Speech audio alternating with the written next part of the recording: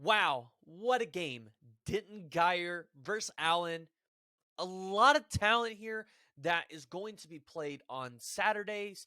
And definitely want to talk this one down and break it down because there are a lot of prospects out here for the Oklahoma Sooners and many other teams throughout college football.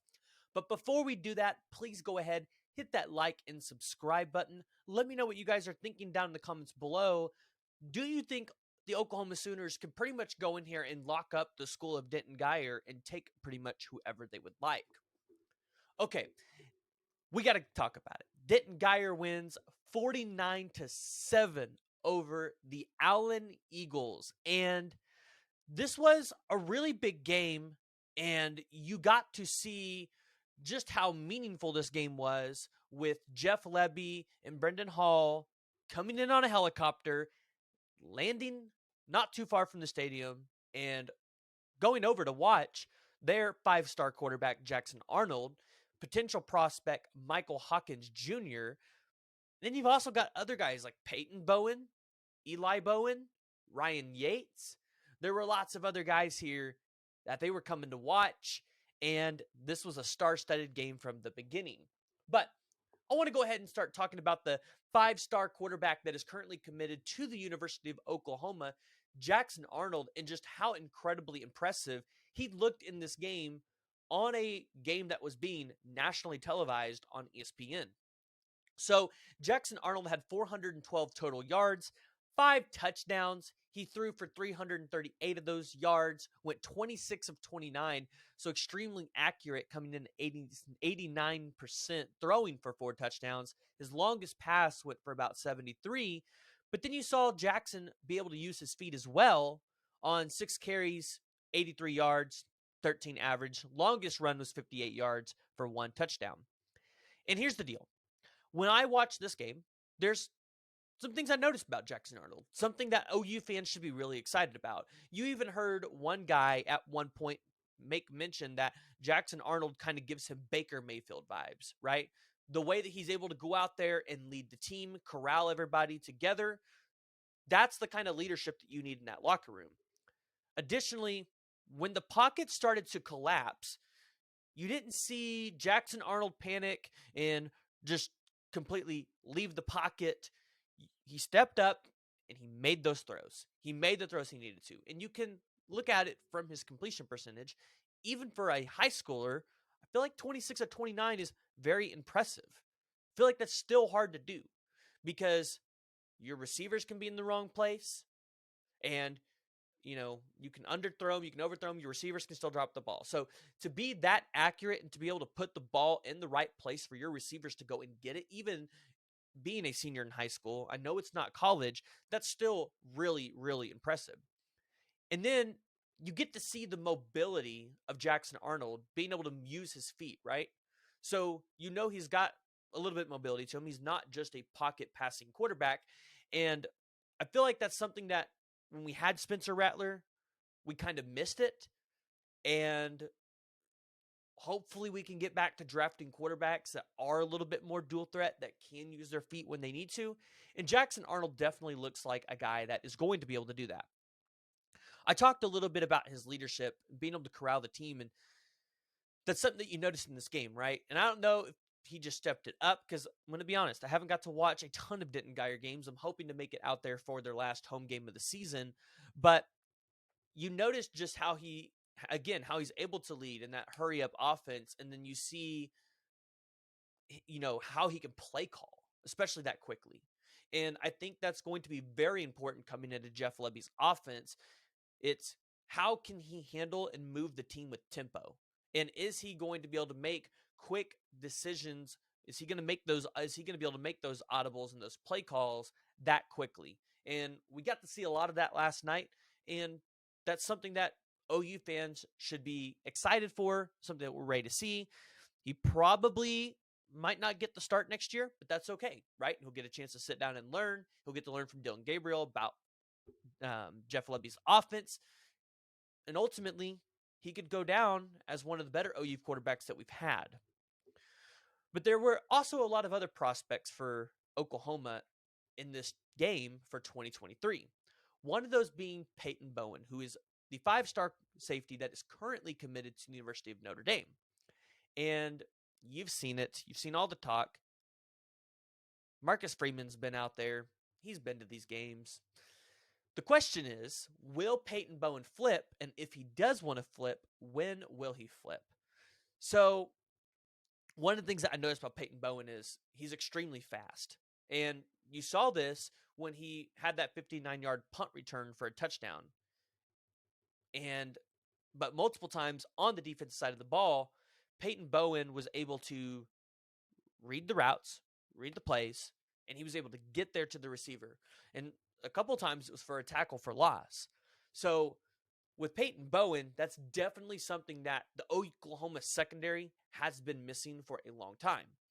We've got guys like Billy Bowman, and we got the guys that are talented back there, but we got to get the depth, right? Because just because you got one or two guys that can play that position doesn't mean that's it. You've got to get the depth back there, and I think Peyton Bowen could definitely, again, probably not start next year, but he could definitely come in as a guy off the bench and be able to provide a little bit more depth for some of those other guys back there.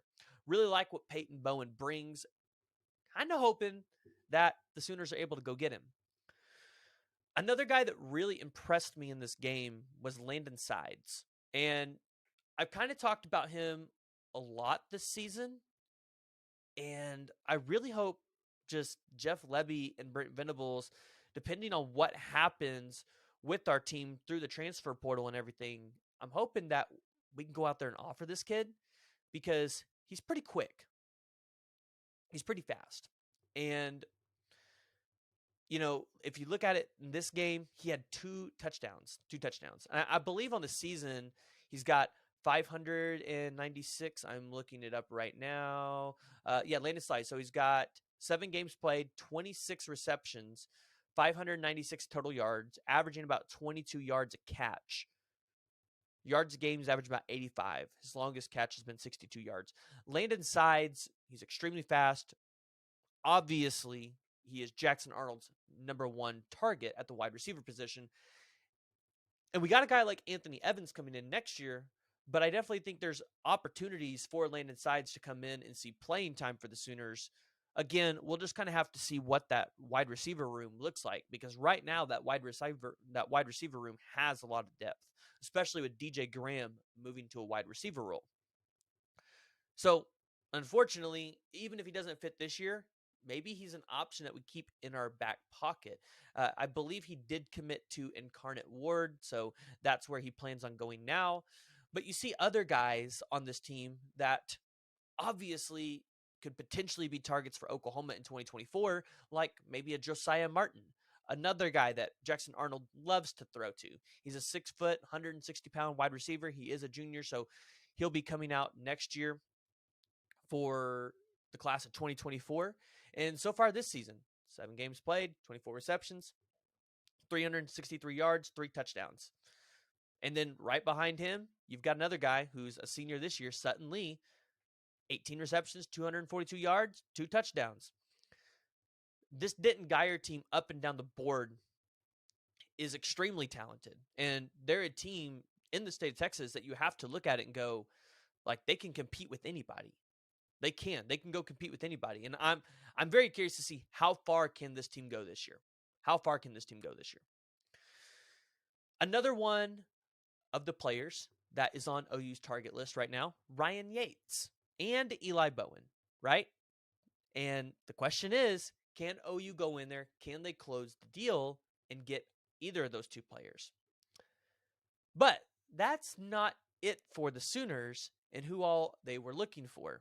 Because, again, as star-studded as Denton Guyer is, you kind of have a star-studded team for Allen as well. Looking at Mike Hawkins, Messiah Washington, Davian Mitchell, Allen Wimberly, Kavian Sibley, Andrew King. There's a lot of guys here. There's a lot of guys here that Oklahoma is potentially watching. Michael Hawkins, he's the Oklahoma legacy quarterback, 6'2", 185 pounds. You got the defensive line, Zina Umeozulu, I think is how you say his name, 6'5", 230. Then you've got the 5'11", 180-pound running back, Kavian Sibley. You've got the 6'4", 230-pound tight end, Davon Mitchell. And then the 5'8", 175-pound linebacker, Andrew King.